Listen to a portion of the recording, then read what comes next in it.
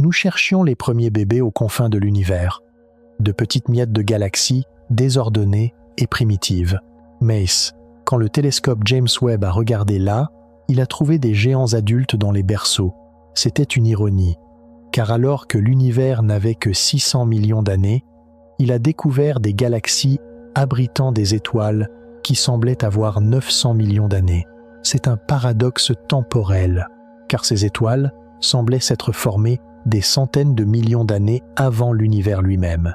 Cette situation devient encore plus impossible, avec des niveaux de métaux qui nécessitent des milliards d'années d'évolution chimique.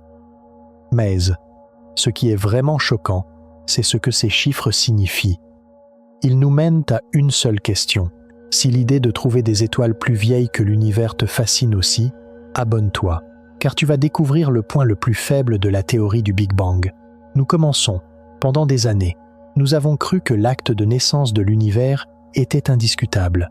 Sur ce document, une seule date était inscrite, 13,8 milliards d'années. Chaque télescope, chaque calcul, chaque fragment de données confirmait ce chiffre. Pour les scientifiques, l'affaire était donc classée. Mais, ensuite, le James Webb a été lancé dans l'espace, et les supercheries ont commencé à être révélées une par une. Dans les images de Webb, des galaxies sont apparues qui n'avaient absolument aucun droit d'être là. Des galaxies anciennes, massives, complètement formées. Elles se trouvaient à une époque de l'histoire cosmique où, selon notre meilleure science, elles ne pouvaient pas encore exister. Chaque découverte a été classée comme une anomalie. Mais, ensuite une autre est apparue, puis des dizaines d'autres. C'est pourquoi les astronomes ont commencé à poser une question qu'ils n'avaient jamais prise au sérieux auparavant, et si l'acte de naissance était faux. Pour comprendre pourquoi ces galaxies sont si choquantes, vous devez comprendre à quoi ressemblait l'univers à ses débuts. Imaginez la soupe la plus dense, la plus chaude que vous puissiez concevoir. Chaque particule qui compose tout ce que vous touchez était comprimée dans un espace plus petit qu'un grain de sable. Puis, elle a explosé vers l'extérieur. L'univers est né dans un cri, car dans ses premières secondes, il n'y avait pas d'atomes, pas de molécules, ni aucune structure. Juste un brouillard d'énergie aveuglante et des particules qui se heurtaient à des vitesses incroyables. L'espace lui-même s'étirait dans toutes les directions, séparant tout. Environ 380 000 ans plus tard, l'univers s'est suffisamment refroidi pour que les premiers atomes d'hydrogène se forment. C'est pourquoi la matière a existé pour la première fois. Juste de la matière simple, juste de l'hydrogène et un peu d'hélium. Mais, ensuite, tout est devenu noir. Il n'y avait pas d'étoiles, pas de galaxies, pas de lumière, juste un océan immense et silencieux de gaz d'hydrogène, dérivant lentement dans un univers en expansion. Les scientifiques appellent cette période les âges sombres cosmiques. Et cette ère a duré des centaines de millions d'années. Mais ce n'était pas ça le plus intéressant. Le plus intéressant, c'était une force qui travaillait en silence dans cette obscurité. Cette force, c'était la gravité. À cette époque, la gravité accomplissait un travail silencieux et invisible. Elle a rassemblé l'hydrogène en de petits amas. Ces amas sont devenus de plus en plus denses et encore plus denses. Jusqu'à ce que la pression au centre devienne si extrême. Les atomes ont fusionné, libérant de l'énergie. La première étoile a brillé. Cet instant, quel que soit le moment où il s'est produit, fut l'un des événements les plus importants de l'histoire de l'univers. Un unique point de lumière dans un océan sombre. Puis d'autres lumières sont apparues. Les étoiles se sont transformées en amas, et les amas ont formé les galaxies les plus anciennes, les plus diffuses, les plus petites. C'était un processus lent, car la gravité est patiente. Construire une galaxie à partir de rien, juste du gaz et du temps, aurait dû prendre des milliards d'années. Tous les modèles le disaient. Chaque simulation le confirmait. D'abord, les petites galaxies, ensuite les grandes. Un long processus graduel, s'étendant à travers le temps cosmique. Mais, quand Webb a regardé cette époque, il a trouvé quelque chose de complètement différent. Les galaxies qu'il a vues étaient gigantesques. Elles étaient brillantes, structurées. Certaines contenaient même autant d'étoiles que notre Voie lactée moderne, dont la construction a pris plus de 10 milliards d'années. Pourtant, ces galaxies primitives n'avaient eu que quelques centaines de millions d'années.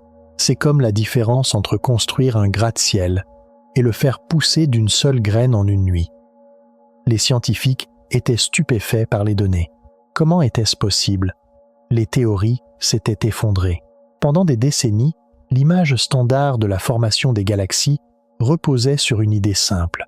Les grandes choses viennent des petites, et les petites choses prennent du temps. Les cosmologistes ont lancé des simulations sur certains des ordinateurs les plus puissants jamais construits. Ils ont démarré la simulation au Big Bang, ont entré les lois connues de la physique et l'ont laissé tourner. Le gaz s'est effondré, les étoiles se sont formées, les galaxies ont grandi et chaque grande simulation a donné le même résultat. Dans les premières centaines de millions d'années, l'univers aurait dû être rempli de galaxies naines, petites, faibles, irrégulières, contenant tout au plus quelques centaines de millions d'étoiles. Notre propre galaxie de la Voie lactée contient entre 200 milliards et 400 milliards d'étoiles. C'est pourquoi, selon les simulations, construire quelque chose de cette taille nécessitait des milliards d'années de fusion, de collision et de formation stellaire stable. Vous commencez avec de petits morceaux. Ces morceaux entrent en collision et fusionnent. L'objet fusionné devient encore plus grand. Sur des milliards d'années, une galaxie spirale géante s'assemble lentement comme un puzzle cosmique. Ce processus est appelé formation de structures hiérarchiques. Et c'est l'une des idées les plus testées de toute la cosmologie. Les mathématiques fonctionnaient. La chronologie était cohérente. Maïs, ce que Webb a vu, a dispersé les pièces de ce puzzle. Les astronomes s'attendaient à voir des bébés cosmiques, des taches de lumière faibles. Mais le télescope leur a montré des adultes complètement développés, des galaxies structurées, massives, riches en étoiles. Certaines se tenaient là, seulement 300 à 500 millions d'années après le Big Bang, et contenaient déjà des populations d'étoiles rivalisant avec les grandes galaxies modernes. Un chercheur a résumé la situation de manière frappante. Trouver des galaxies aussi grandes à une époque aussi précoce, c'était comme découvrir un gratte-ciel entièrement construit sur un site de fouilles archéologiques de l'âge de pierre. Les outils pour le construire n'auraient pas encore dû exister. C'est pourquoi les scientifiques ont commencé à chercher des explications. Peut être que les images étaient trompeuses. Peut être qu'une partie de la lumière venait d'autre chose que des étoiles. Peut être que les mesures de distance étaient fausses. Chaque possibilité a été testée. Mais chaque test confirmait ce que Webb voyait. Les galaxies étaient réelles. Elles étaient gigantesques. Et elles étaient exactement aussi loin que les données l'indiquaient. L'image standard d'une formation de galaxies lente et fragile faisait face à quelque chose qu'elle ne pouvait pas expliquer. Et la partie la plus étrange était encore cachée à l'intérieur des galaxies elles-mêmes, dans une couche de matériaux qui n'aurait jamais dû être là. Et ce matériau était la preuve qui bouleversait la chronologie du projet de construction le plus fondamental de l'univers. Car lorsque les astronomes utilisent le mot « métal », ils ne parlent pas de fer ou d'or comme le comprendrait un bijoutier. En astronomie, tout élément plus lourd que l'hélium est considéré comme un métal. Cela inclut le carbone, l'oxygène, l'azote, le silicium et le fer, tout ce qui dans le tableau périodique nécessite une fusion nucléaire pour être construit. L'hydrogène et l'hélium sont venus directement du Big Bang. Mais tout le reste devait être forgé à l'intérieur d'une étoile. C'est pourquoi trouver des métaux dans l'univers primitif, c'est en fait trouver les cendres d'étoiles que nous ne pourrons jamais voir. Quand Webb a étudié la lumière de ces galaxies primitives et massives et que l'équipe enquêtant sur 70 objets poussiéreux a analysé leur signature chimique, ils ont trouvé des abondances de métaux stupéfiantes. Ces galaxies contenaient de l'oxygène, du carbone et d'autres éléments lourds à des concentrations qui impliquaient une activité stellaire continue et intense sur une longue période. Ce processus fonctionne comme une usine. Une étoile massive naît dans un nuage de gaz, composé presque entièrement d'hydrogène et d'hélium. Cette étoile passe sa courte vie à transformer ces éléments légers en éléments plus lourds dans son noyau. L'hélium devient carbone, le carbone devient oxygène, l'oxygène devient silicium et le silicium devient fer. Lorsque le fer s'accumule dans le noyau, la fusion cesse de produire de l'énergie et le noyau s'effondre. L'explosion qui en résulte disperse tout ce que l'étoile a produit au cours de sa vie dans l'espace environnant. C'est pourquoi la génération suivante d'étoiles se forme à partir d'un gaz qui est maintenant légèrement enrichi. Lorsque ces étoiles explosent à leur tour, elles ajoutent leur propre couche d'enrichissement. Pour que les galaxies primitives trouvées par Webb contiennent les concentrations de métaux qu'elles montraient, elles devaient avoir traversé plusieurs de ces cycles de génération. Mais il n'y avait pas le temps pour ça. C'est comme si une usine, le jour de son ouverture, produisait instantanément de l'acier fini, sans jamais avoir traité de matière première ni brûlé de charbon. Le produit est là. Mais l'histoire nécessaire pour le produire est absente. Voilà l'énigme. Les abondances de métaux étaient présentes, mais le temps pour les créer n'existait pas. Ce qui nous amène à une autre découverte choquante, la poussière cosmique. Contrairement à la poussière domestique, la poussière cosmique est composée d'éléments lourds, carbone, silicium, fer et oxygène. Ce sont des éléments qui ne se forment que par fusion nucléaire à l'intérieur des étoiles et qui s'échappent dans l'espace lorsque ces étoiles explosent en supernova. C'est pourquoi trouver de la poussière, c'est trouver la preuve d'étoiles mortes.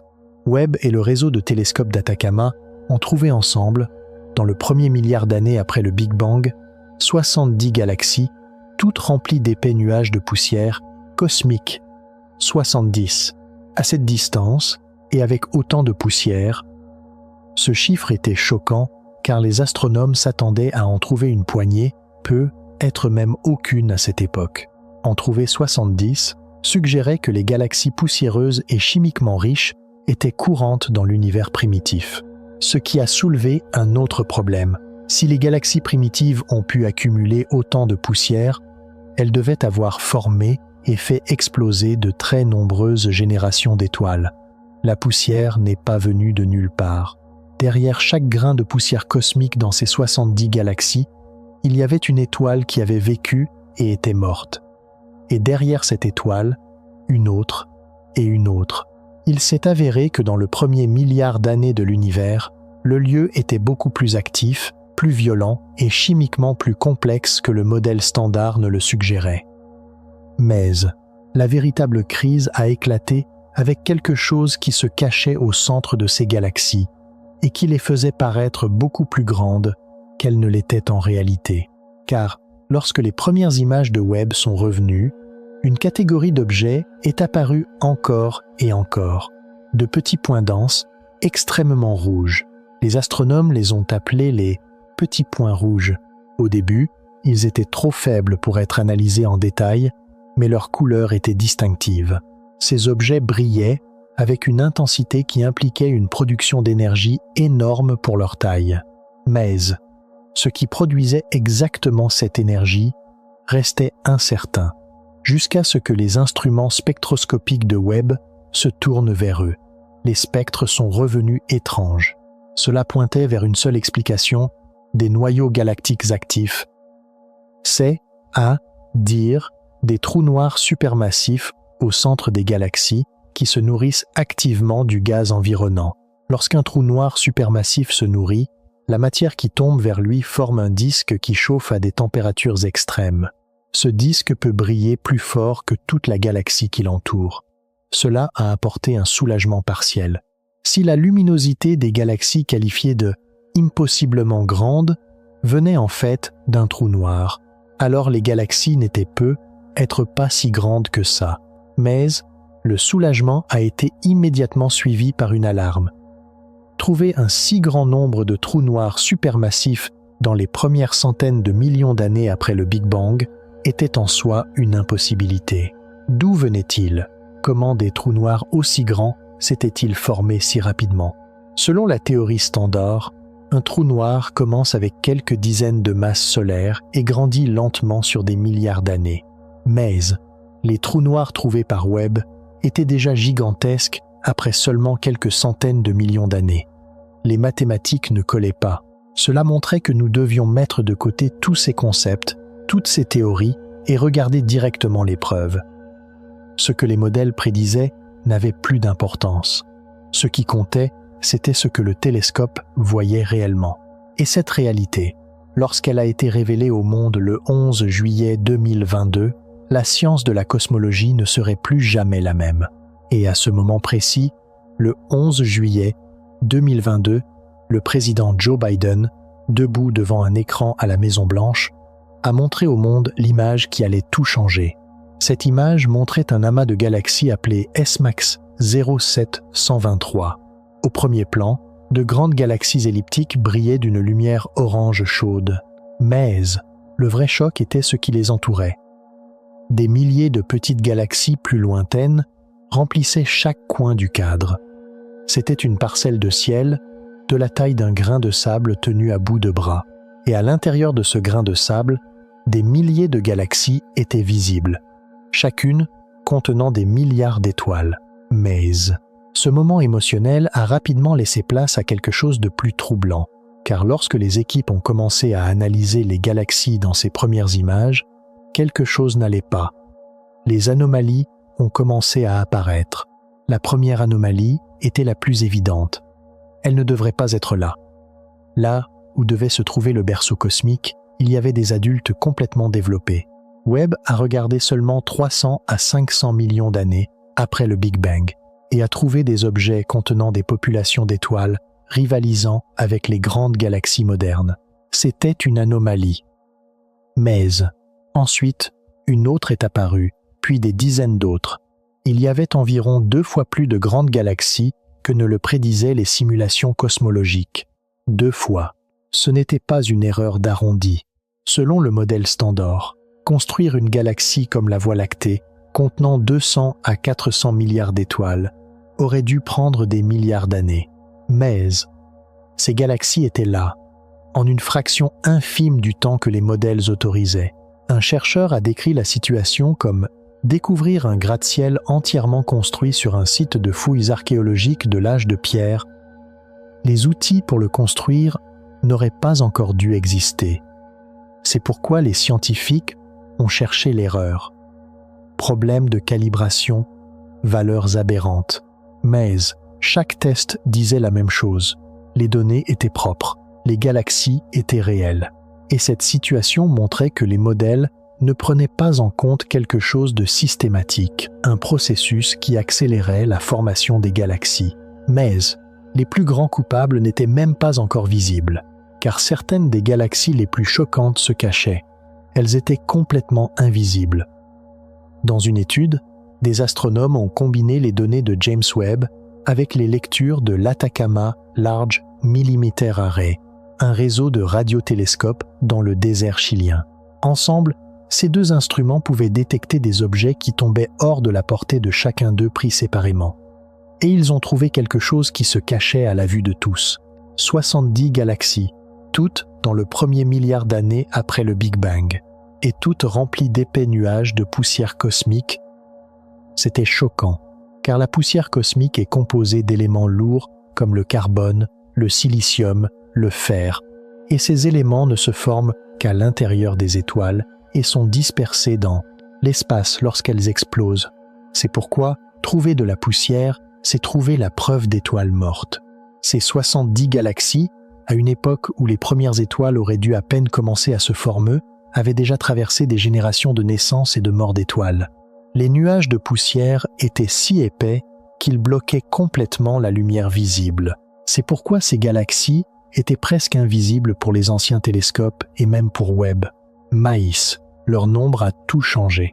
Les astronomes s'attendaient à en trouver une poignée à cette époque. En trouver 70 suggérait que les galaxies poussiéreuses et chimiquement riches étaient courantes dans l'univers primitif. Et cela signifiait que dans le premier milliard d'années de l'univers, le lieu était beaucoup plus actif, beaucoup plus violent et beaucoup plus complexe que le modèle standard ne le suggérait. Ces découvertes étaient stupéfiantes, mais le véritable monstre qui allait pulvériser les records n'était pas encore arrivé.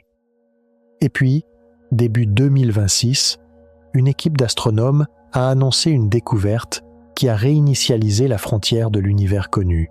Une galaxie, désormais appelée MOMZ-14, a été identifiée à un décalage vers le rouge de 14,44.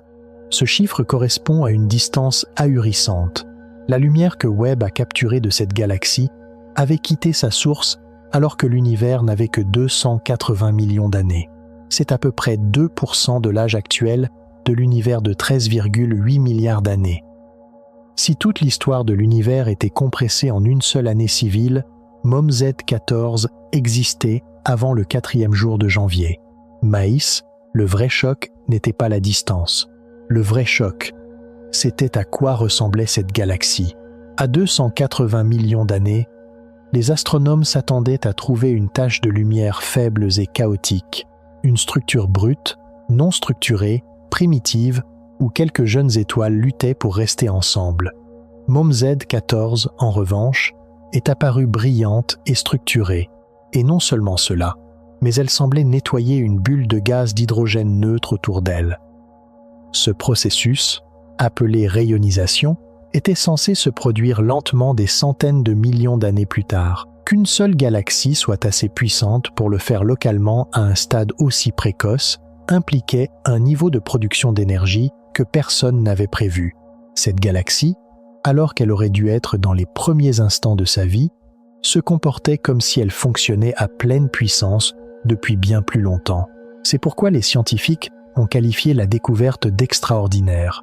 Certains l'ont même qualifiée de l'une des observations les plus importantes de l'histoire de la discipline. Mais toutes ces découvertes n'étaient que le début d'une impossibilité encore plus profonde, plus fondamentale, cachée dans le flux de données de Webb. Une mesure qui remettait en question non seulement la théorie de la formation des galaxies, mais le temps lui-même, car une équipe de chercheurs a trouvé des étoiles qui semblaient plus vieilles que l'univers lui-même. C'est une erreur de logique, une impossibilité physique. Mais la mesure était là. L'équipe a analysé une série de galaxies à un décalage vers le rouge de 8. Cela correspond à une époque où l'univers n'avait qu'environ 600 millions d'années. Et ils ont découvert que les étoiles à l'intérieur de ces galaxies semblaient avoir entre 900 millions et 2,4 milliards d'années. Réfléchissez à nouveau à ces chiffres. Les étoiles, à l'intérieur d'une galaxie de 600 millions d'années, semblaient exister depuis au moins 900 millions d'années. Dans les cas les plus extrêmes, la date de formation implicite de ces étoiles était antérieure au Big Bang lui-même. Cela exigerait qu'une cause existe sans un univers pour l'accueillir. Les scientifiques n'ont pas conclu que les lois de la physique s'étaient effondrées. La première réaction a été de tout vérifier. Ils ont vérifié le décalage vers le rouge, il était solide. Ils ont vérifié les estimations d'âge des étoiles avec 2 méthodes indépendantes. Les deux ont donné des résultats similaires. C'est pourquoi l'explication la plus réconfortante était que les instruments de mesure rencontraient des conditions pour lesquelles ils n'étaient pas calibrés. Les modèles d'estimation de l'âge des étoiles avaient été développés pour les étoiles de l'univers moderne. Peut être que la chimie différente de l'univers primitif faisait paraître les étoiles plus vieilles qu'elles ne l'étaient en réalité. Maïs, ce n'était qu'une hypothèse. Ce qui était certain, c'est que la mesure existait. Elle avait été faite par une équipe fiable, utilisant des méthodes standards, et elle n'était pas encore entièrement résolue. Elle s'est ajoutée à la pile croissante de données produites par Webb, dont chacune exigeait une explication. Et juste au moment où cette énigme d'âge impossible est apparue, une autre équipe a cru résoudre le problème des trous noirs, mais l'a en fait aggravé. Car lorsqu'ils ont réalisé que la plupart des petits points rouges étaient des trous noirs supermassifs en train de se nourrir, cela a jeté une lumière différente sur la population de galaxies impossiblement grandes. Si le disque d'accrétion d'un trou noir contribuait à une part significative de la lumière totale d'une galaxie, alors les estimations de masse basées sur cette lumière seraient follement gonflées. La galaxie semblerait beaucoup plus grande qu'elle ne l'était en réalité. C'est pourquoi une équipe a pris un échantillon de galaxies qualifiées d'impossiblement grandes et a soigneusement modélisé la contribution du trou noir central à la luminosité totale de chaque galaxie. Lorsqu'ils ont soustrait la composante du trou noir, certaines galaxies ont considérablement diminué de taille. Ce fut un vrai soulagement pour certains chercheurs. Une partie de l'anomalie de masse avait une explication propre, des mesures contaminées, pas une théorie brisée. Mice.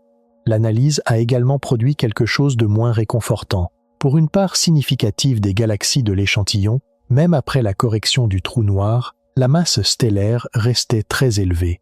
La galaxie était toujours plus grande qu'elle n'aurait dû l'être pour son âge. La correction avait aidé. Elle avait comblé une partie du fossé entre l'observation et la théorie. Mais, bien que les études suivant cette approche aient pu expliquer certaines des galaxies initialement qualifiées de catastrophiquement anormales, il restait environ 2 fois plus de grandes galaxies primitives que le modèle standard ne le prédisait. Les cas faciles étaient partis. Ce qui restait, c'étaient des galaxies qui résistaient à toutes les explications conventionnelles appliquées jusqu'à présent. Et ce processus a révélé une toute autre anomalie. Cette nouvelle anomalie concernait les trous noirs eux-mêmes, car le processus de nettoyage a révélé quelque chose d'intéressant sur les trous noirs eux-mêmes. Certains des trous noirs en train de se nourrir, une fois la lueur de leur galaxie hôte retirée, semblaient absurdement grands par rapport à leur galaxie hôte. Dans l'univers moderne, il existe une relation approximative entre la masse d'un trou noir central et la masse du bulbe stellaire de la galaxie qui l'entoure. Le trou noir représente généralement une petite fraction du total, maïs.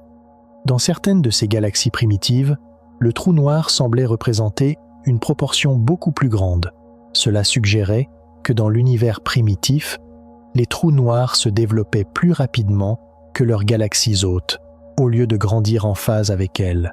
Cette découverte suggérait que la relation entre les trous noirs et les galaxies était fondamentalement différente dans l'univers primitif par rapport à aujourd'hui.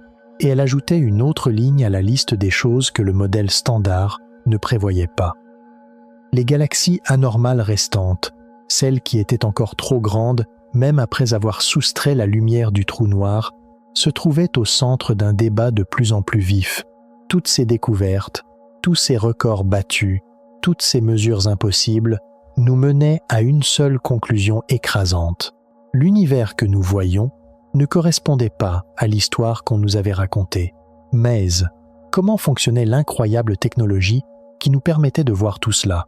Comment ce télescope pouvait-il détecter la chaleur d'une seule luciole qui nous parvient après un voyage de 13 milliards d'années?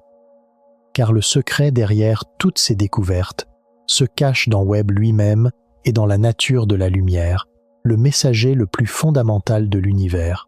Mais comment fonctionne le secret derrière toutes ces découvertes?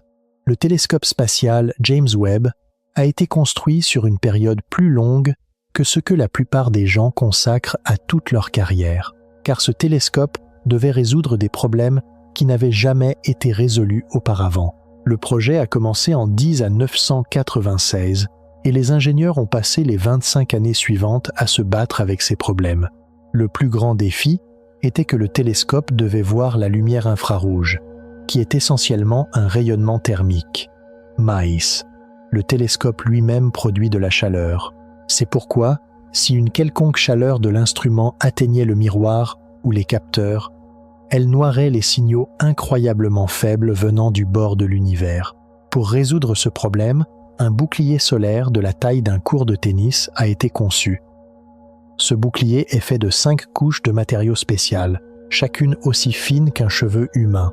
Le côté du bouclier faisant face au soleil atteint des températures suffisamment élevées pour faire fondre le plomb, soit environ 85 degrés Celsius, tandis que l'autre côté où le télescope fonctionne tombe à environ moins 233 degrés Celsius, plus froid que la surface de Pluton.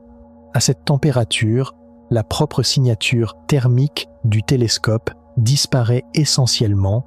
Cela permet au détecteur de capter des signaux aussi faibles que ceux représentant la chaleur d'une seule luciole, vue à la distance entre Washington et Tokyo. Le télescope lui-même est une merveille d'ingénierie, car le miroir de Webb est composé de 10 à 8 segments hexagonaux chacun recouvert d'une couche microscopique d'or véritable. L'or réfléchit la lumière infrarouge plus efficacement que tout autre matériau. C'est pourquoi chaque segment devait être poli avec une douceur mesurable en nanomètres, soit 1 milliardième de mètre, sur un miroir d'environ 6,5 mètres. Aligner les 10 à 8 segments pour qu'ils agissent comme une seule surface parfaite a nécessité des mois d'ajustement minutieux après le lancement. Mais envoyer toutes ces pièces dans l'espace était un tout autre problème. Le télescope a été lancé le 25 décembre 2021 depuis un site de lancement en Amérique du Sud, plié comme une sculpture en origami, et au cours des 2 semaines suivantes, il s'est déployé en une séquence de 344 étapes mécaniques distinctes. Les ingénieurs avaient décrit cette séquence comme le déploiement d'engins spatial le plus complexe de l'histoire. Chaque étape devait réussir, car une mission de réparation n'était pas possible. Webb se trouve à environ 1 500 000 km de la Terre, en un point appelé le deuxième point de Lagrange. À cette distance, la gravité de la Terre et du Soleil s'équilibre de manière à permettre au télescope de rester en orbite sans utiliser trop de carburant. Cela permet au télescope de rester dans une ombre permanente en s'éloignant constamment du Soleil et de la Terre en même temps. Et depuis cette ombre, lorsqu'il regarde l'univers, il utilise une astuce qui lui permet de voyager dans le temps. Cette astuce, c'est la lumière elle-même, car le seul messager que l'univers nous ait jamais envoyé, c'est la lumière. Chaque information que nous avons sur l'espace, chaque galaxie cataloguée, chaque étoile mesurée, chaque planète trouvée, tout est arrivé sous forme de lumière. Mais il y a une vérité sur la lumière. Il lui faut du temps pour voyager. Quand vous regardez la Lune, vous la voyez telle qu'elle était il y a environ 1 seconde. Quand vous regardez le Soleil, tel qu'il était il y a 8 minutes. Et quand vous regardez une galaxie à 13 milliards d'années-lumière, vous la voyez telle qu'elle était il y a 13 milliards d'années. L'univers est sa propre machine à remonter le temps. Mais il y a une complication. À mesure que l'univers s'étend, il étire aussi la lumière qui le traverse. Imaginez que vous dessinez une vague sur un élastique, puis que vous étirez cet élastique. La vague s'allonge. La lumière fonctionne de la même manière. À mesure que l'espace lui-même s'étend, la longueur d'onde de la lumière qui le traverse s'étire et s'allonge aussi. Ce que nos yeux voient comme de la lumière bleue ou violette, ce sont des longueurs d'onde courtes. Les longues longueurs d'onde apparaissent comme rouges. Lorsque la lumière est étirée au-delà de l'extrémité rouge du spectre visible, elle devient infrarouge. Nos yeux ne peuvent pas la voir. Les appareils photo standards ne peuvent pas la détecter. Et la plupart des télescopes au sol y sont aveugles. Ce processus d'étirement s'appelle le décalage vers le rouge. Plus une galaxie est lointaine, plus l'espace entre nous s'étend rapidement et plus sa lumière est étirée. C'est pourquoi la lumière des galaxies de l'univers très primitif a été si radicalement étirée que le rayonnement ultraviolet qu'elles émettaient initialement a été entièrement poussé dans la gamme infrarouge. Pour voir ces galaxies, vous avez besoin d'un grand télescope infrarouge dans l'espace. Et Webb est exactement cela. Ces détecteurs sont réglés sur des longueurs d'onde de lumière qui sont complètement invisibles à l'œil humain. Quand Webb regarde une galaxie à 13 milliards d'années-lumière, il recueille des photons qui ont quitté cette galaxie alors que l'univers avait moins d'1 milliard d'années. Ces photons ont voyagé depuis lors, s'étirant, se refroidissant et atteignant le miroir doré de Webb après un voyage d'une longueur presque inconcevable. Mais il ne suffit pas de voir, il faut connaître la distance exacte. Et pour cela, les scientifiques utilisent une technique appelée spectroscopie. Les astronomes mesurent cet étirement en utilisant un nombre appelé le décalage vers le rouge. Un décalage vers le rouge de 1 signifie que la lumière a été étirée à 2 fois sa longueur d'onde originale. Un décalage vers le rouge de 10 signifie qu'elle a été étirée à 11 fois sa longueur d'onde originale. Par exemple, MOME Z14, la galaxie la plus lointaine confirmée découverte à ce jour, a un décalage vers le rouge de 14,44. Cela signifie que sa lumière a été étirée à plus de 15 fois sa longueur d'onde originale. Mais obtenir une mesure confirmée du décalage vers le rouge nécessite de décomposer la lumière en un spectre, un peu comme un prisme décompose la lumière du soleil en un arc-en-ciel. Chaque élément chimique absorbe des couleurs de lumière spécifiques, laissant des vides dans le spectre. Ces vides agissent comme une empreinte digitale. En mesurant de combien ces vides se sont déplacés par rapport à leur position attendue, les astronomes peuvent calculer la distance exacte de la galaxie. Cette technique transforme une tache rouge floue sur une image en un point précisément positionné dans l'histoire cosmique. Et ce que la spectroscopie de Webb révèle constamment, c'est que certaines de ces taches rouges n'ont aucun droit d'être là où elles se trouvent. Cette technologie précise n'a pas seulement trouvé ces objets impossibles, elle a aussi prouvé mathématiquement qu'ils ne devraient pas exister.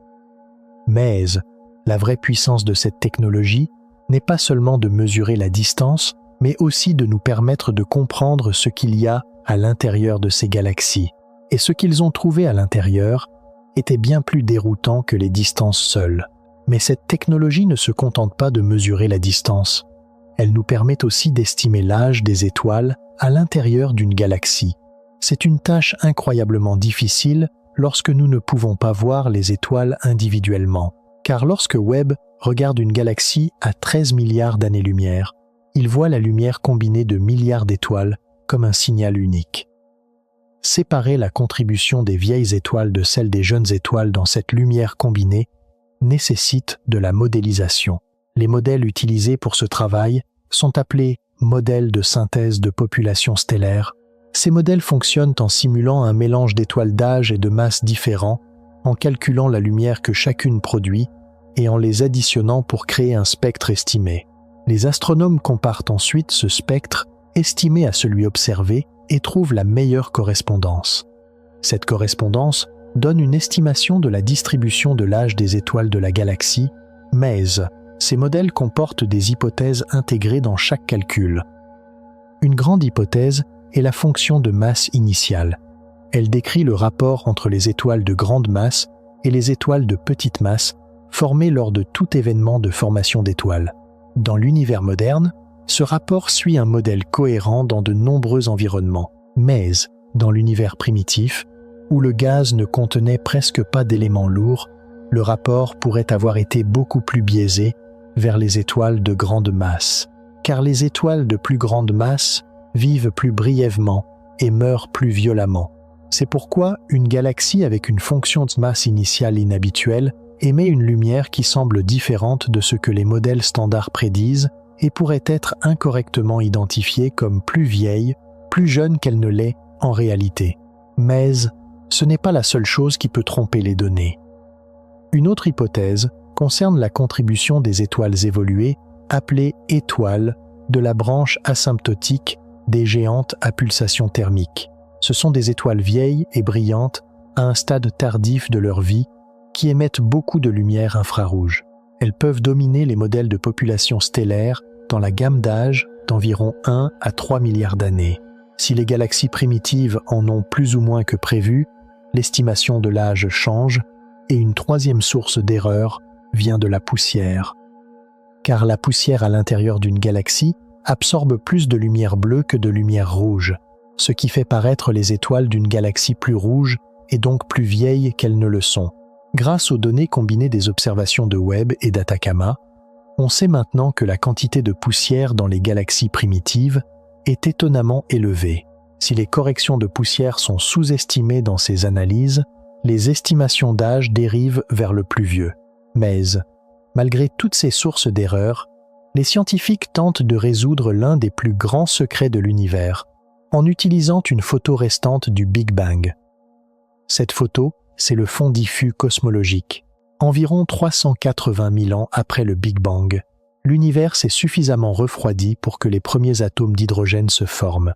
Lorsque cela s'est produit, l'univers est devenu transparent et la lumière a pu voyager librement pour la première fois. La lumière émise à ce moment-là voyage encore dans l'univers aujourd'hui et nous la détectons avec des radiotélescopes comme une faible lueur venant de toutes les directions du ciel de manière égale.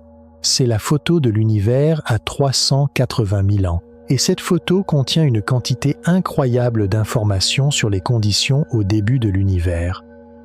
L'information la plus importante est la fluctuation de densité de l'univers à cette époque. Le fond diffus cosmologique est presque parfaitement uniforme, mais il y a de petites fluctuations de température, aussi petites qu'un 100 millième de degré.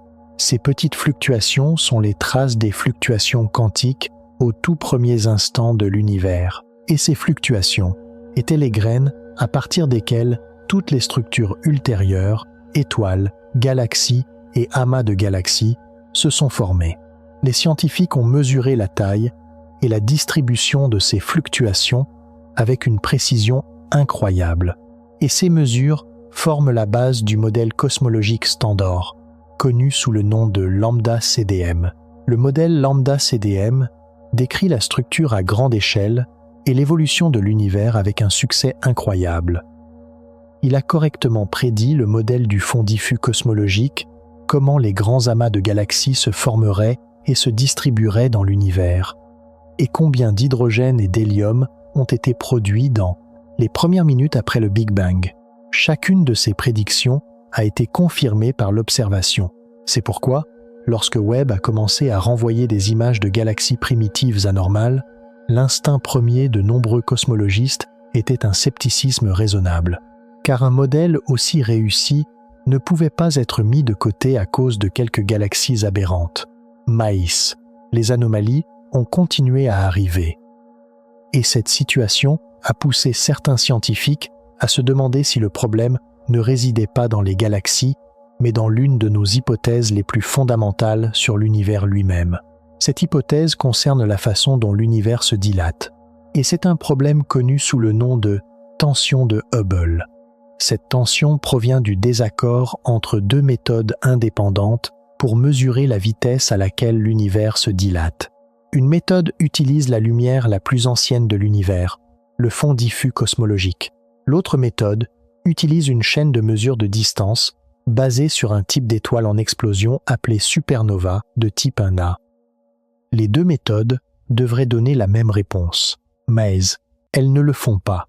L'incohérence entre elles a augmenté avec chaque mesure améliorée et se situe maintenant au-delà de ce que l'incertitude de mesure normale peut expliquer. Cela signifie qu'il pourrait manquer quelque chose dans le récit du modèle standard sur la façon dont l'univers se dilate. Si le taux d'expansion que les cosmologistes utilisent pour calculer l'âge de l'univers est faux, l'estimation de l'âge change également. Un taux d'expansion plus élevé produit un univers plus jeune. Un taux d'expansion plus bas produit un univers plus âgé. Certaines analyses des anomalies de l'univers primitif ont suggéré qu'un univers légèrement plus âgé que 13,8 milliards d'années réduirait la tension entre les caractéristiques des galaxies primitives observées et ce que les modèles prédisent. Si l'univers avait eu plus de temps avant la date actuelle, les galaxies trouvées par Webb auraient eu plus de temps pour se former et le problème de masse deviendrait moins grave. Tous ces détails techniques, ces mécanismes incroyables et ces modèles complexes nous mènent à une seule grande image. Webb ne nous montre pas seulement des objets, il nous raconte une histoire. Maïs. La partie la plus excitante, la plus choquante et la plus troublante de cette histoire ne fait que commencer, car maintenant, nous allons rassembler toutes ces informations et commencer à chercher les vrais coupables derrière la supercherie de l'acte de naissance de l'univers. Mais maintenant, le vrai miracle arrive, car toute cette technologie, toute cette physique nous préparait à un seul moment, le moment où la supercherie de l'acte de naissance de l'univers a été révélée, où les théories sont devenues insuffisantes et où la vision de l'humanité sur le cosmos a changé pour toujours.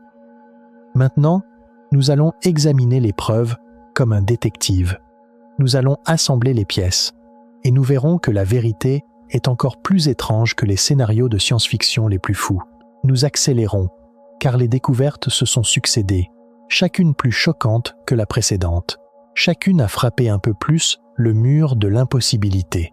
C'est l'histoire de comment Webb a réécrit la cosmologie. C'est l'histoire de l'impossible. Le premier coup est venu avec la masse impossible. Dans les premières images en champ profond de Webb, les astronomes ont remarqué une bizarrerie. Les galaxies de l'univers primitif étaient beaucoup plus massives qu'elles n'auraient dû l'être. Ce n'était pas juste un sentiment, c'était une mesure. Le modèle cosmologique standard, lambda CDM, prédisait que les galaxies grandissaient hiérarchiquement.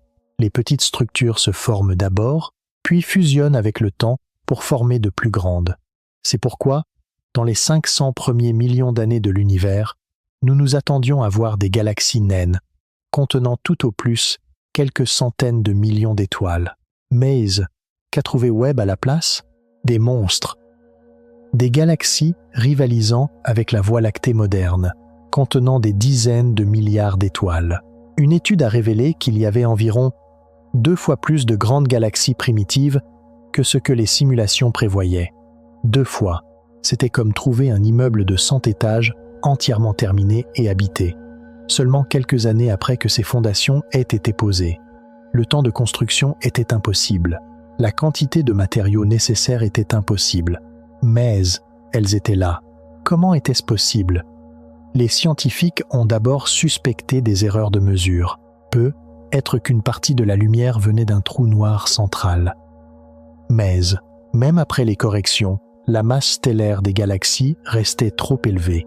Cette situation suggérait soit que l'univers primitif était 10 à 20 fois plus efficace pour convertir le gaz en étoile qu'aujourd'hui, soit qu'il y avait une source de masse supplémentaire que nous ne prenions pas en compte. Les 2 possibilités nécessitaient de repenser des hypothèses considérées comme établies depuis une génération. Le problème de masse a fait craquer l'un des piliers fondamentaux du modèle standard. Mais ce n'était que la première fissure, et puis la chimie est entrée en scène. La chimie impossible.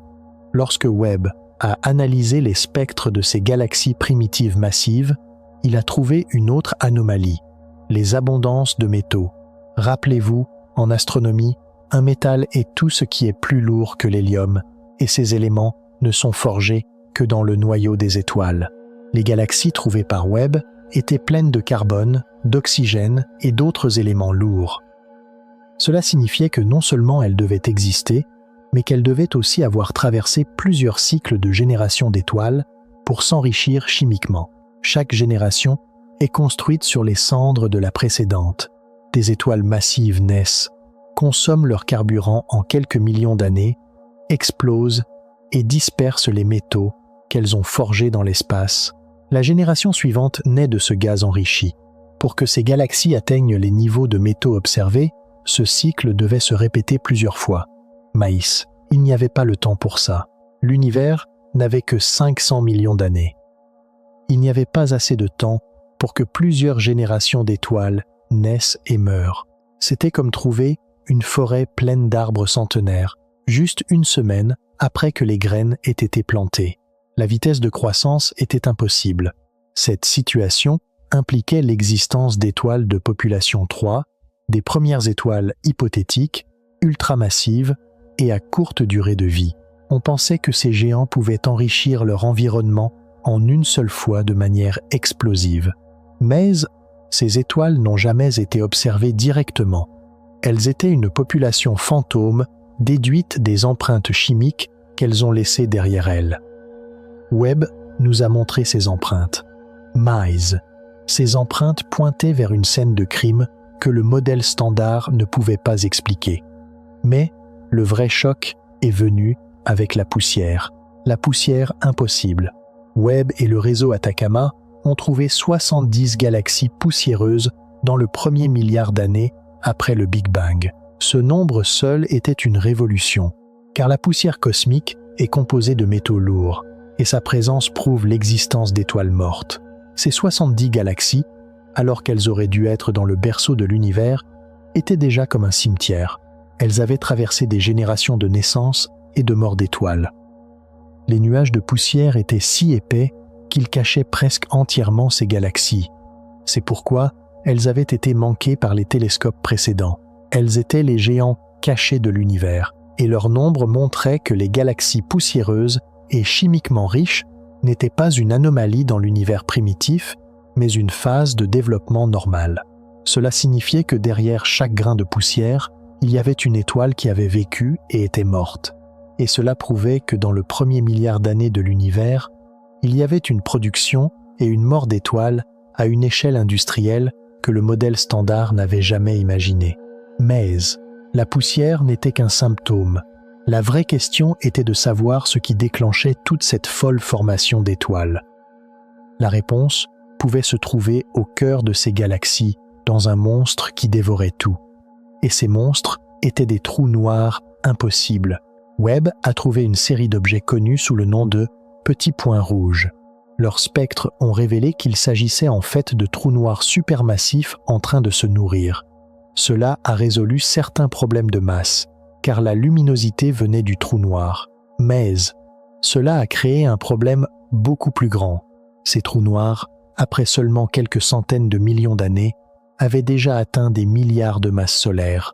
Selon la théorie standard, c'était impossible. Un trou noir commence avec quelques dizaines de masses solaires et grandit lentement sur des milliards d'années. Pour que ces trous noirs grandissent si vite, ils devaient soit être des trous noirs primordiaux beaucoup plus grands dès le départ, et soit nécessiter des mécanismes exotiques comme l'effondrement direct de nuages de gazant, trous noirs, mais la découverte la plus choquante était que ces trous noirs étaient disproportionnellement grands par rapport à leur galaxie haute. Dans l'univers moderne, un trou noir ne représente qu'une petite fraction de la masse de sa galaxie. Mais ces monstres primitifs semblaient grandir plus vite que leur galaxie haute.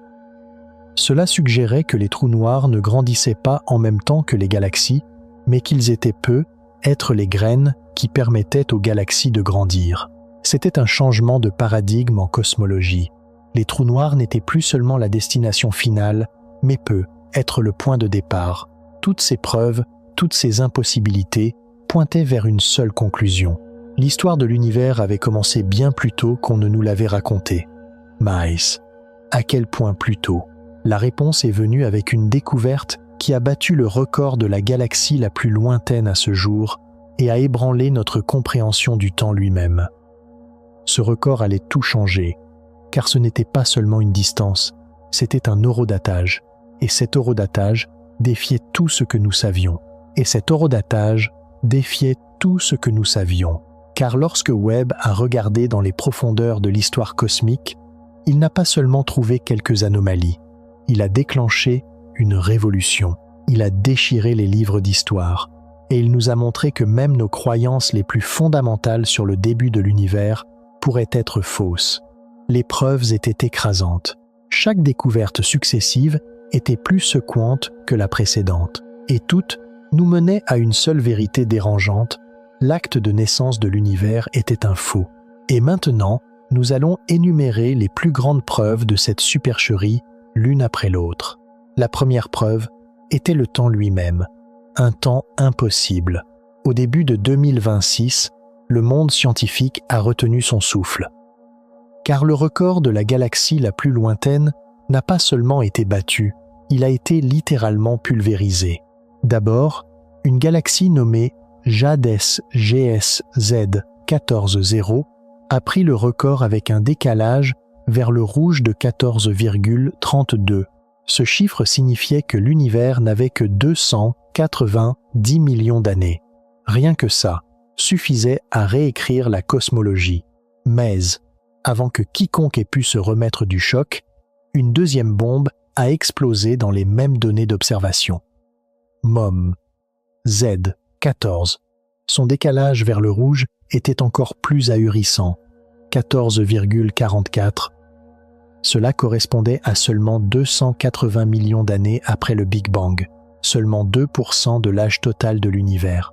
Ce n'était pas une valeur aberrante isolée. Webb a détecté plus de 100 galaxies brillantes à cette époque, incroyablement précoces, bien plus que ce que les modèles prédisaient.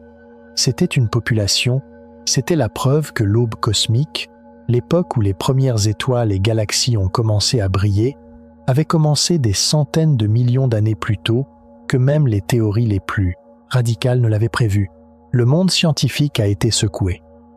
Un chercheur a exprimé son étonnement.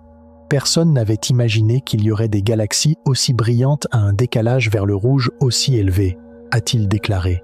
Ce n'était pas seulement un record, c'était la réécriture de la première page de l'histoire cosmique. Et sur cette page, il y avait une autre phrase qui défiait les limites de la logique. Cette phrase, c'était les âges impossibles, car Webb a montré non seulement à quelle distance il regardait, mais aussi à quel point il regardait dans le passé. Et ce qu'ils ont trouvé a fondamentalement ébranlé les lois de la physique. L'équipe a étudié un groupe de galaxies à un décalage vers le rouge de 8. Cela correspondait à une époque où l'univers avait environ 600 millions d'années. MICE.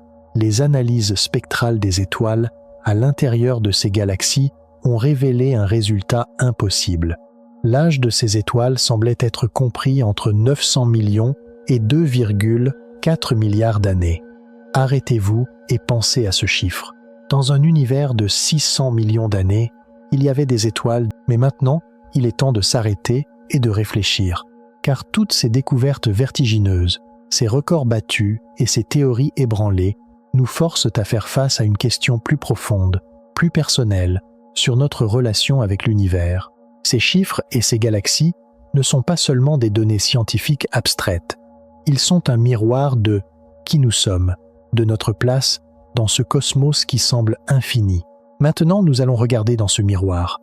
Nous ralentissons, car pour comprendre, pour ressentir, pour digérer, nous avons besoin de temps. Et maintenant, nous nous demandons quelle est notre place dans ce nouvel univers. Nous faisons face à la première et la plus évidente des vérités, le paradoxe de notre taille. D'un côté, il y a l'échelle inconcevable que James Webb nous montre, une réalité où l'univers observable s'étend sur 93 milliards d'années-lumière.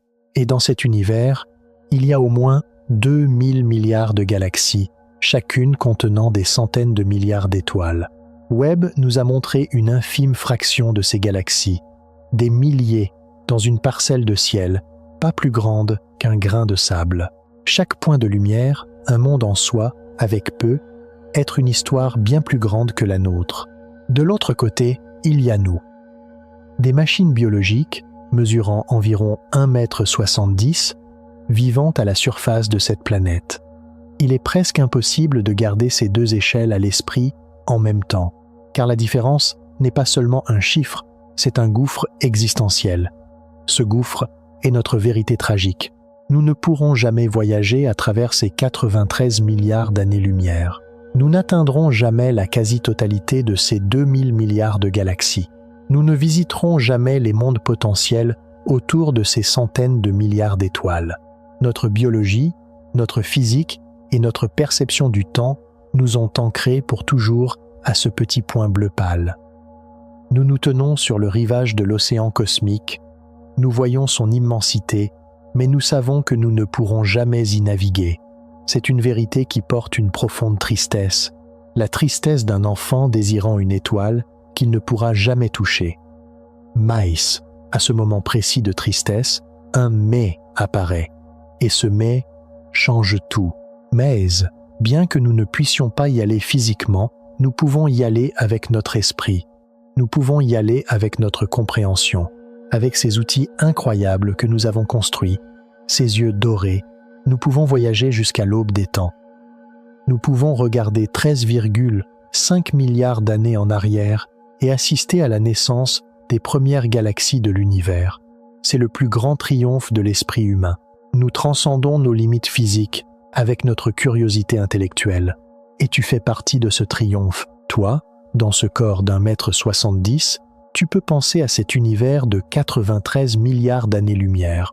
Toi, dans cette courte vie, tu peux saisir une histoire de 13,8 milliards d'années.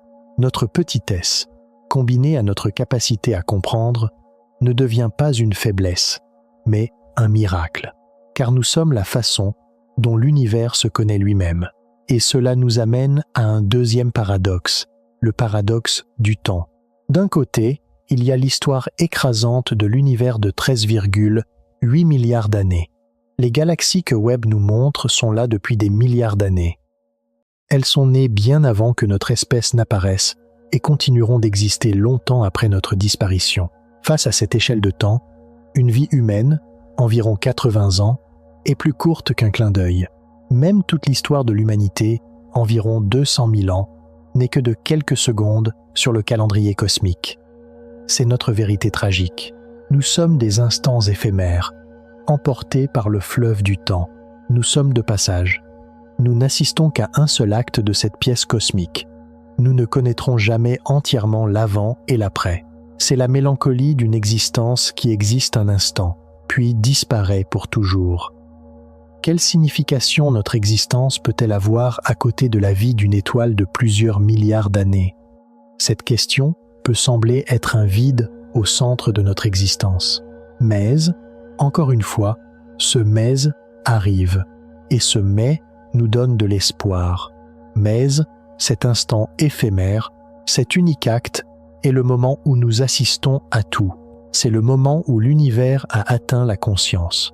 Pendant des milliards d'années, ces galaxies sont nées, les étoiles ont brillé et sont mortes, mais il n'y avait personne pour les voir, les comprendre, leur donner un nom. Puis nous sommes arrivés. Dans ce bref instant, nous avons commencé à donner un sens à cette histoire immense. Nous avons regardé le début des temps. Nous avons trouvé l'origine de nos propres atomes dans le cœur d'étoiles mourantes. Notre fugacité ne rend pas notre existence dénuée de sens.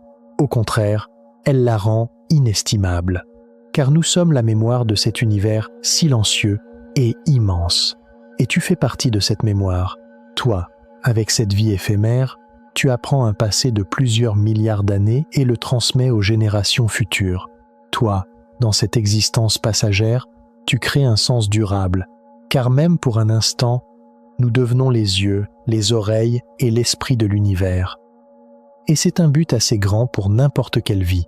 Ce but nous entraîne vers un troisième paradoxe, le paradoxe de la solitude et de l'unité. D'un côté, il y a l'isolement cosmique que Webb nous montre. Il y a des vides immenses entre les galaxies. Même notre galaxie voisine la plus proche, Andromède, est à 2,5 millions d'années-lumière, et les autres milliers de milliards de galaxies s'éloignent de nous à des distances inaccessibles. C'est une caractéristique fondamentale de l'univers, l'expansion et la séparation. À cette échelle, nous sommes seuls, échoués sur une île cosmique, d'une manière qui nous empêche d'atteindre la Terre la plus proche. C'est notre vérité tragique. Même s'il y avait une vie intelligente ailleurs dans l'univers, la probabilité de communiquer avec elle ou de la visiter est rendue presque impossible par les lois de la physique. C'est la solitude de crier dans un univers silencieux et de ne jamais entendre l'écho.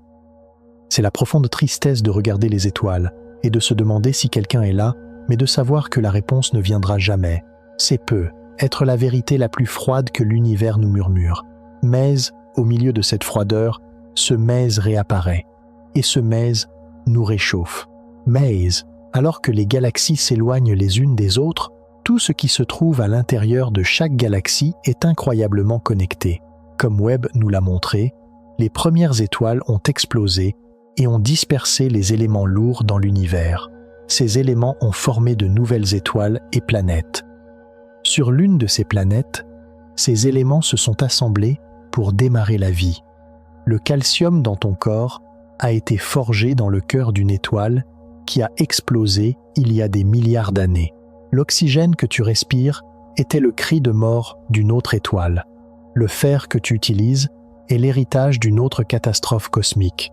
Nous ne sommes pas seuls, car nous sommes tous, littéralement, de la poussière d'étoiles. Nous partageons les mêmes ancêtres cosmiques, et tu es la preuve vivante de ce lien. Tu es le résultat d'un projet de recyclage cosmique qui a duré des milliards d'années. Tu es les enfants d'étoiles qui sont mortes à des milliers de milliards de kilomètres les unes des autres. C'est le plus grand antidote à la solitude, car où que nous regardions dans l'univers, nous voyons une partie de nous-mêmes, un reflet de nos origines, et c'est la vérité la plus fondamentale, la plus belle qui nous unit.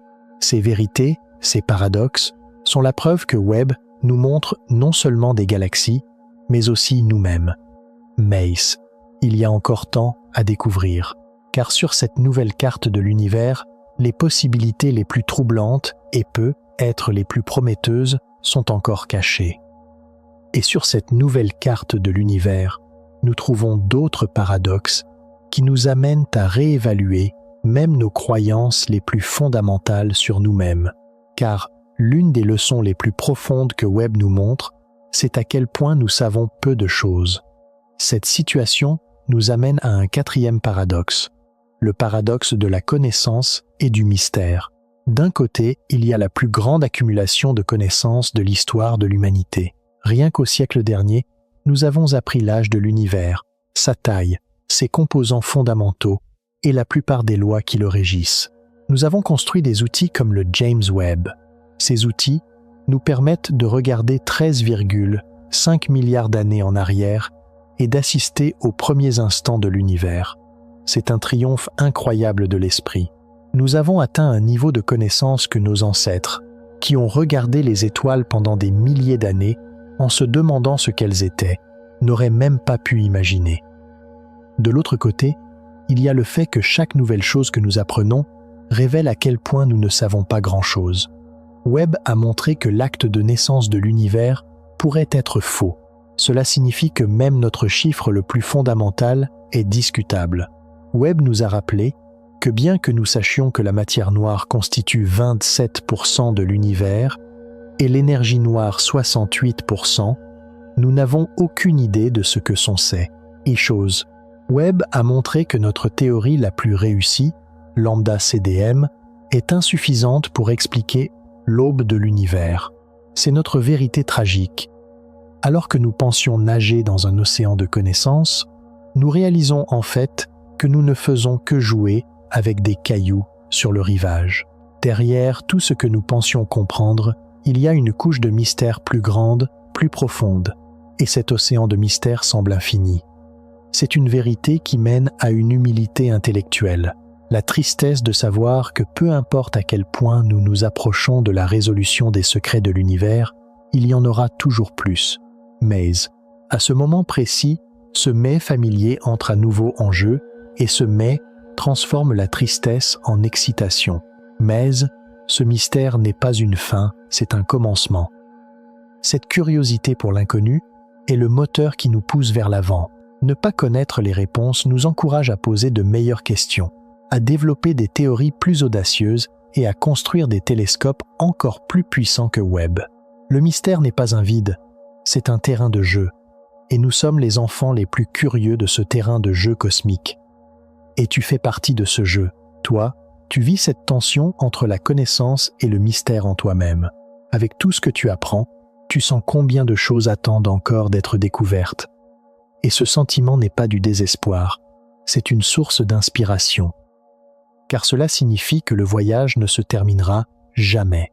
Il y aura toujours une nouvelle galaxie à découvrir, une nouvelle énigme à résoudre et un nouveau miracle à admirer.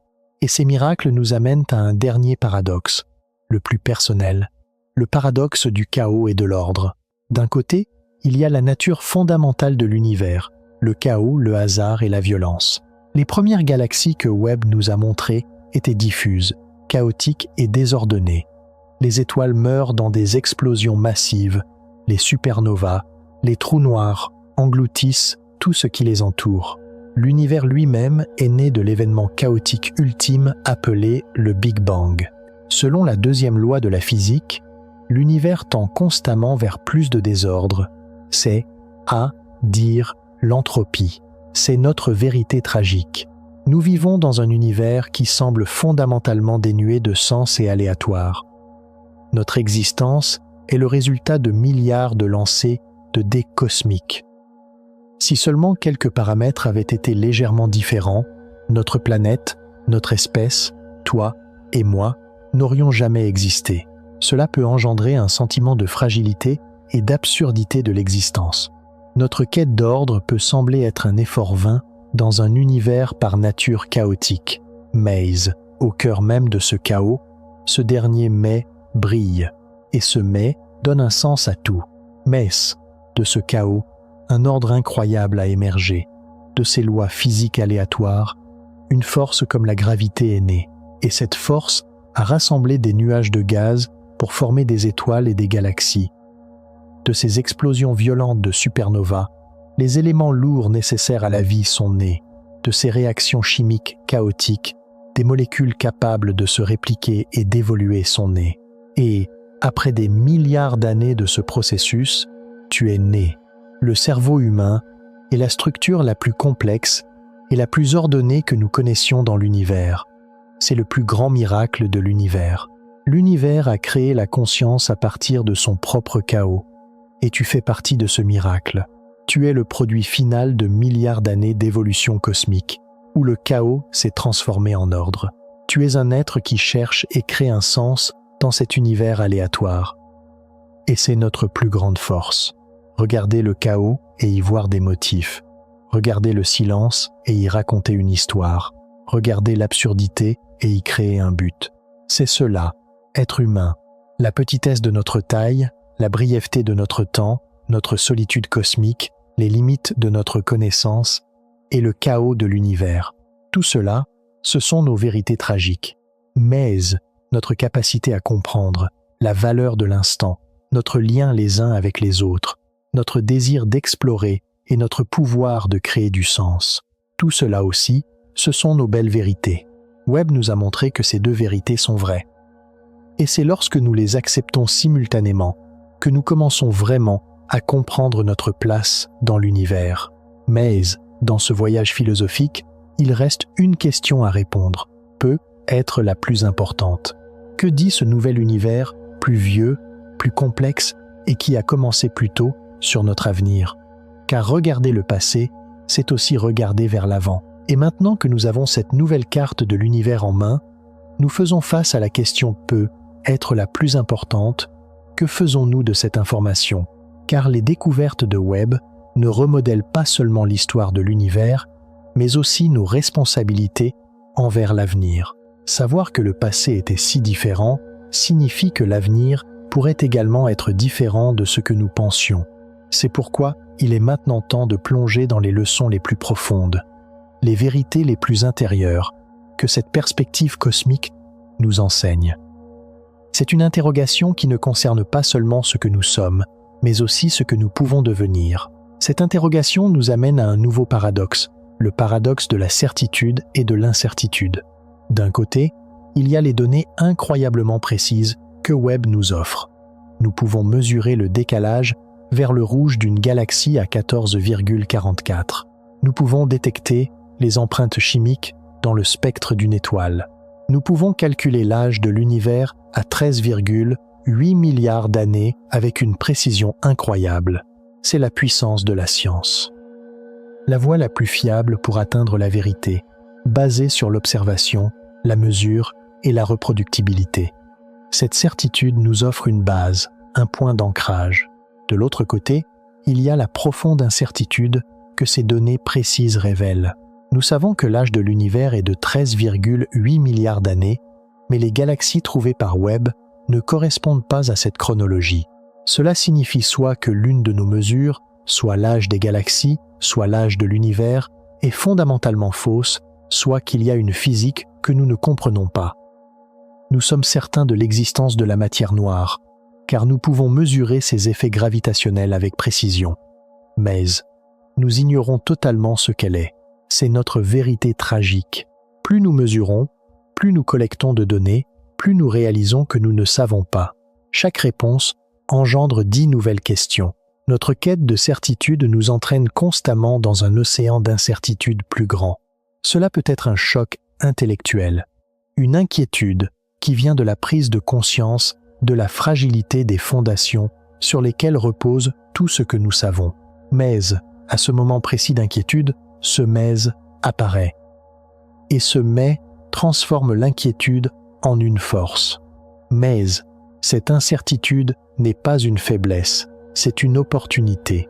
Cela signifie que nous vivons dans un univers où il n'y a pas de dogme ni de vérité inattaquable, où tout est encore possible. Cela signifie que les limites de notre imagination ne sont pas les limites de l'univers. L'incertitude est le carburant de la découverte. Elle nous force à être plus curieux, plus humbles et plus ouverts d'esprit. Et tu fais partie de ce processus. Toi, tu vis entre cette certitude et cette incertitude. Chaque jour, tu t'accroches à ce que tu sais. tout en faisant face à ce que tu ne sais pas. Et cet équilibre, c'est la sagesse. Ne pas prétendre tout savoir, mais ne jamais cesser d'apprendre. C'est la posture la plus saine, non seulement pour un scientifique, mais pour tout être pensant dans cet univers. Et cette posture nous mène à un autre paradoxe profond, le paradoxe de la déconnexion et de la connexion. D'un côté, il y a un sentiment de déconnexion apporté par la vie moderne. À mesure que notre technologie progresse, nous semblons nous éloigner de la nature, les uns des autres, et même de nous-mêmes. Au lieu de regarder les étoiles, nous regardons des écrans. Au lieu de la grande histoire du cosmos, nous nous concentrons sur les petits drames de la vie quotidienne. Cette immense saga de plusieurs milliards d'années que Webb nous montre semble si lointaine, si abstraite de nos vies personnelles qu'il devient difficile d'établir un lien. C'est notre vérité tragique. Nous faisons partie de la plus grande histoire de l'univers, mais nous ne ressentons souvent pas ce lien. Nous semblons avoir perdu le sens et l'émerveillement que nos ancêtres voyaient dans les étoiles. C'est une solitude moderne, un vide qui vient de l'oubli de ce lien profond et instinctif entre nous et l'univers. Maze, ce Maze, revient pour combler ce vide. Maze. Webb nous rappelle que ce lien n'est pas seulement poétique, mais aussi scientifique et physique. Sans l'explosion des premières étoiles dans cette galaxie lointaine, tu n'existerais pas. Ton existence est inextricablement liée à l'histoire de 13,8 milliards d'années de l'univers. Tu n'es pas le résultat de cette histoire, tu en es une partie continue. Webb ne regarde pas seulement des galaxies lointaines, il nous regarde nos propres origines, notre propre arbre généalogique atomique.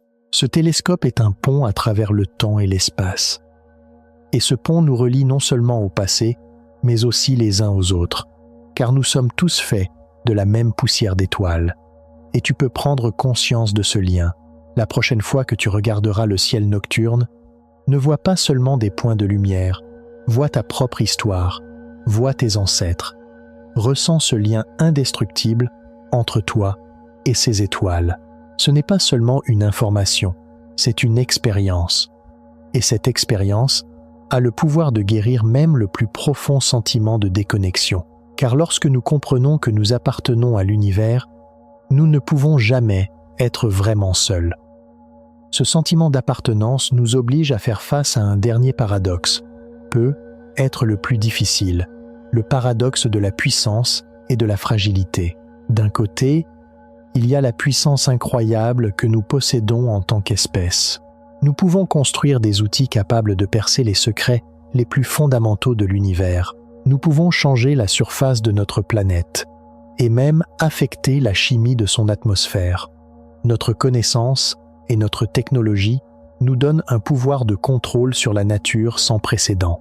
Cette puissance peut créer un grand sentiment de fierté et de réussite.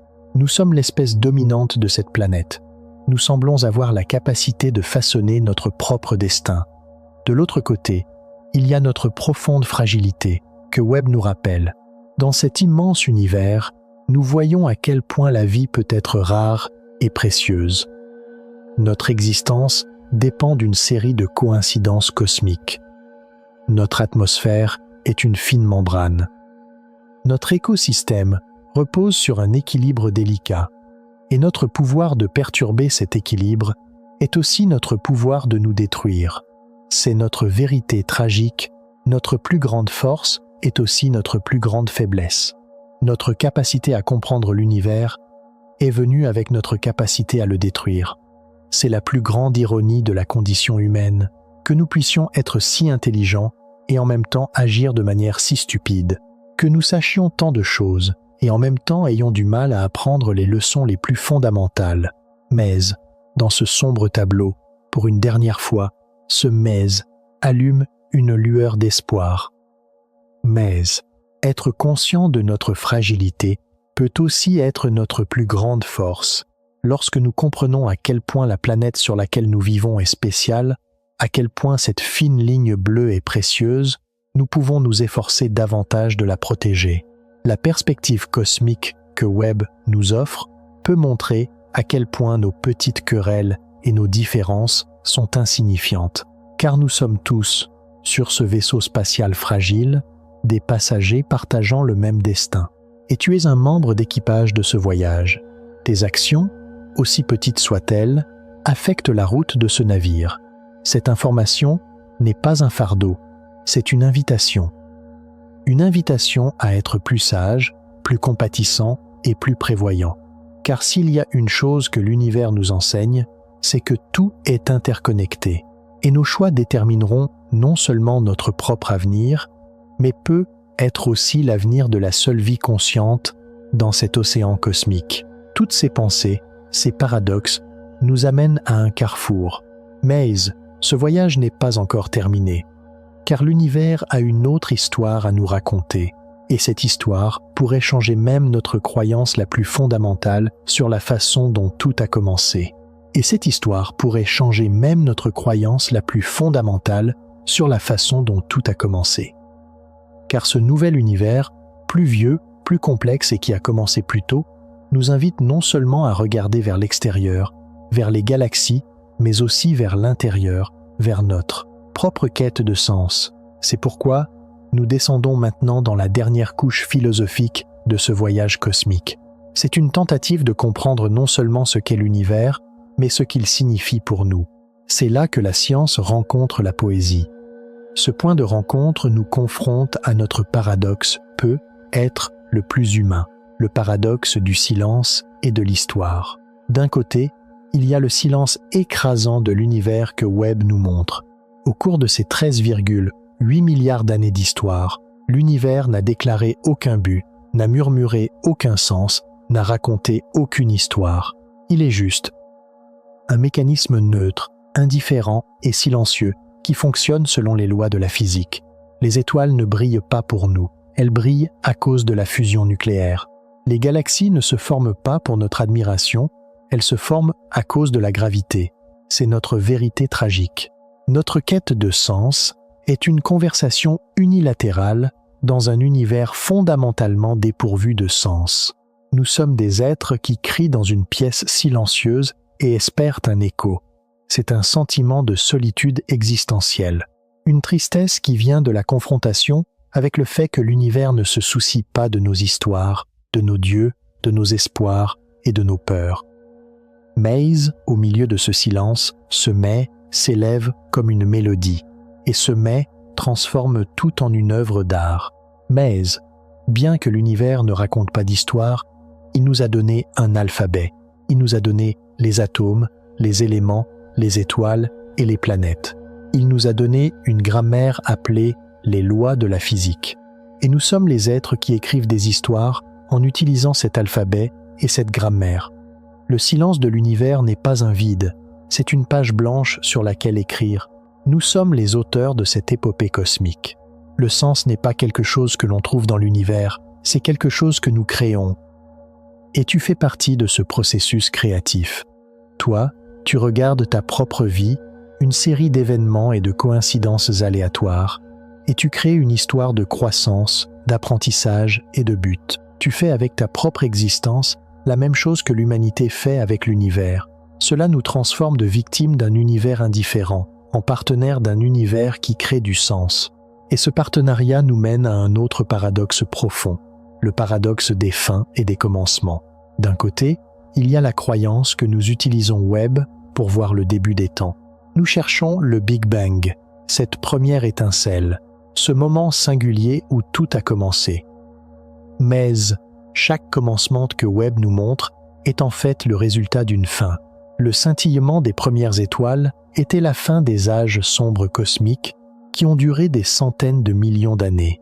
L'existence des éléments lourds nécessaires à la vie était la fin de la vie d'innombrables étoiles massives.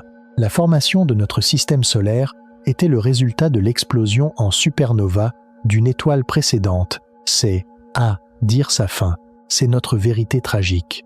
Rien n'est permanent dans l'univers. Tout a une fin. Les étoiles meurent. Les galaxies entrent en collision. Même l'univers lui-même pourrait un jour se terminer par un grand gel ou une grande déchirure. La création est par nature liée à la destruction. La naissance ne peut exister sans la mort. C'est la mélancolie de ce cycle inévitable au cœur de l'existence. mais, encore une fois, ce mais apparaît. Et ce mais transforme la mélancolie en acceptation.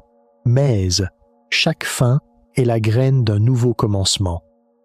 La mort d'une étoile nourrit la naissance de nouvelles planètes et potentiellement de nouvelles vies. Ce cycle n'est pas une tragédie, c'est la façon dont l'univers se réinvente continuellement. C'est un recyclage cosmique. Rien ne se perd vraiment, tout se transforme. Et tu es un exemple vivant de cette transformation. Ton existence est l'accumulation d'innombrables fins cosmiques, et ta vie contient en elle-même d'innombrables petites fins et commencements. La fin d'une enfance est le début d'une vie d'adulte. La fin d'un travail est le début d'une nouvelle carrière. Lorsque nous comprenons ce cycle, nous pouvons commencer à voir les fins non pas comme quelque chose à craindre, mais comme une opportunité pour de nouveaux commencements. Car la plus grande leçon que l'univers nous enseigne est que la création n'est pas un instant, c'est un processus continu. Et nous sommes en plein milieu de ce processus. Notre place dans ce processus nous amène à un dernier paradoxe, celui d'être observateur et participant. D'un côté, nous avons tendance à nous voir comme des observateurs passifs de l'univers. Nous regardons à une distance de sécurité avec nos télescopes, collectons des données et formulons des théories. L'univers est comme un film que nous regardons séparé de nous, et nous ne sommes que des spectateurs. C'est notre vérité tragique. Nous sommes physiquement si petits et si impuissants que nous ne pouvons pas influencer les grands événements de l'univers. Nous ne pouvons pas changer l'orbite d'une galaxie. Nous ne pouvons pas arrêter l'explosion d'une étoile.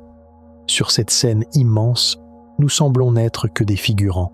Nous pouvons avoir l'impression que nos actions n'ont aucune importance à cette échelle cosmique. Maïs. Pour une dernière fois, ce mais entre en scène. Et ce mais redéfinit complètement notre rôle. Mais nous n'observons pas seulement l'univers. Nous sommes la façon dont l'univers s'observe lui-même. Après des milliards d'années d'évolution inconsciente, sur cette petite planète, l'univers a pour la première fois ouvert les yeux et s'est regardé. Ces yeux sont tes yeux, cet esprit qui comprend est ton esprit. Nous ne sommes pas seulement dans l'univers est en nous. Chaque pensée que nous pensons, chaque émotion que nous ressentons sont des façons pour l'univers de s'expérimenter. Cela nous transforme d'observateurs passifs en participants actifs de la conscience cosmique, et tu es au centre de cette participation. L'émerveillement et la curiosité que tu ressens en regardant une image de web sont l'émerveillement et la curiosité que l'univers ressent pour lui-même. Lorsque tu partages cette information avec quelqu'un d'autre, tu aides l'univers à diffuser sa propre connaissance. Cela nous donne une responsabilité incroyable et en même temps un honneur incroyable. Nous ne sommes pas seulement les lecteurs de cette histoire, nous en sommes les héros qui portent sa conscience. Silence et histoire, fin et commencement, observateurs et participants. Nous savons maintenant que nous nous tenons au milieu de ces paradoxes. Alors que nous approchons de la fin de ce voyage vertigineux, nous nous retrouvons avec cette nouvelle carte de l'univers que Webb nous a montrée. Cette carte ne montre pas seulement des étoiles et des galaxies, elle nous montre qui nous pouvons être. Et maintenant, il est temps de rassembler toutes ces pièces et de demander quel est le sens ultime de cette grande épopée cosmique pour nous. Et c'est pourquoi, lorsque nous cherchons le sens ultime de cette grande épopée cosmique, la réponse n'est pas cachée dans les étoiles, mais en nous-mêmes. Nous sommes arrivés à la fin de ce long voyage. Mais, au bord de ce nouvel univers ouvert par le télescope spatial James Webb, notre véritable voyage de découverte ne fait que commencer, car ce télescope ne nous a pas seulement montré des galaxies qui ne devraient pas exister. Il nous a montré que l'acte de naissance de l'univers pourrait être un faux, que notre histoire la plus fondamentale doit être réécrite. Ces masses impossibles que nous avons vues, ces âges impossibles et ces richesses chimiques impossibles n'étaient pas seulement des données astronomiques. C'étaient des preuves nous disant que l'univers est entré en action beaucoup plus tôt, beaucoup plus vite et de manière beaucoup plus complexe que nous ne le pensions. Et ce commencement précoce signifiait que la possibilité pour la vie elle-même d'apparaître avait également commencé beaucoup plus tôt. En regardant le plus loin, Webb nous a en fait permis de regarder le plus profondément nos propres origines. Mais peut être que la plus grande leçon de ce voyage est cette simple vérité que nous avons trouvée au milieu de tous ces paradoxes. Nous sommes, dans cet univers immense, silencieux et apparemment indifférent, la conscience qui cherche un sens, qui raconte des histoires et qui pose des questions. Notre petitesse prend un sens avec notre capacité à comprendre, notre fugacité avec notre connaissance de la valeur de l'instant, notre solitude avec notre lien originel les uns avec les autres et avec les étoiles. Nous n'attendons pas que l'univers nous donne un but, car nous sommes la façon dont l'univers se donne un but. C'est pourquoi, la prochaine fois que vous regarderez le ciel, ne voyez pas seulement les étoiles, voyez votre propre histoire, car l'acte de naissance de l'univers peut être réécrit. Mais, notre effort pour comprendre cet univers et lui donner un sens, est une vérité éternelle. Le voyage ne se termine jamais. Il ne fait que s'approfondir.